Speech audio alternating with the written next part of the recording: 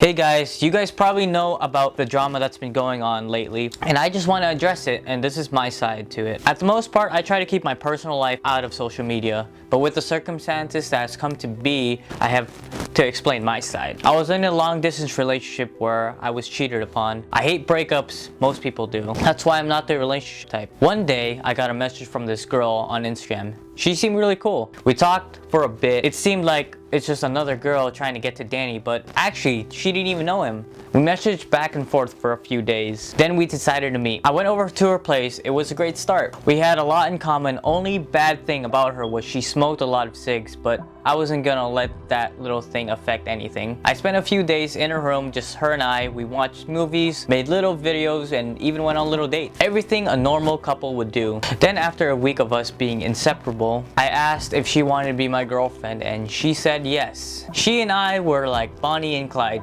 inseparable. We did everything together. I never drank or smoked at these parties. I would just chaperone her and take care of her. With a lot of convincing, she really slowed down on her smoking, and it really made me happy. I felt like I was really progressing with this girl. We made future plans for trips, and it felt really weird because I've never had a girlfriend talk about like our future. I was over her house every day for a few months. I felt like I can really let my barriers down after what happened in the past. Before tour, we had this intense fight where basically we took a break from each other. It was going to be a big change for both of us because we weren't going to see each other for a while. We barely talked during tour, and I thought it was a moment of us falling off. During the Cleveland stop, she drove me all the way to her house to meet her parents 4 hours from Cleveland.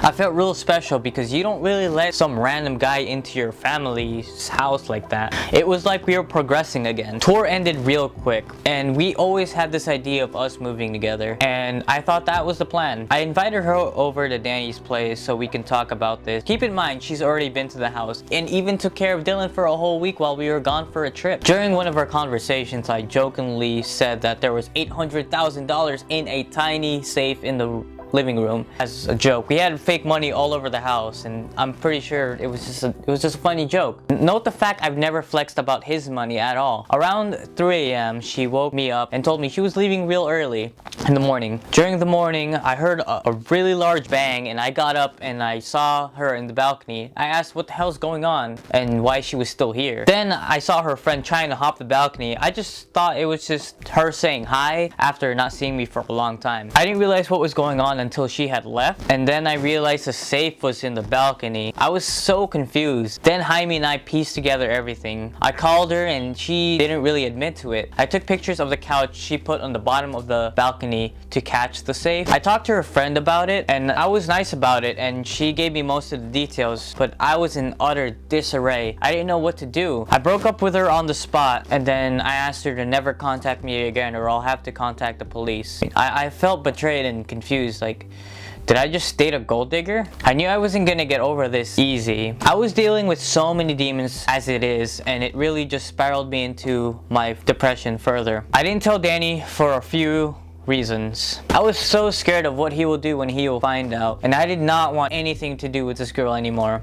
I was trying to move past this. It took me a week for me just to put on my mask, pretend everything was fine. But 5 months later, the truth came out. I was in utter distraught when Danny had found out. I planned to run away or kill myself. I didn't want anyone that day to find out. I just wanted to be alone and end it alone. I just betrayed my bestest friend, and I couldn't live with that guilt. It was really just eating me up. I decided to take all my things, put it in 2 backpacks, and go somewhere far away, and if I didn't make it, I'd end it there and then. I wrote a whole note and everything. I was prepared, but something told me to wait it out. I decided to call my friend and have him pick me up. Then I had to put on this mask and pretend everything was fine.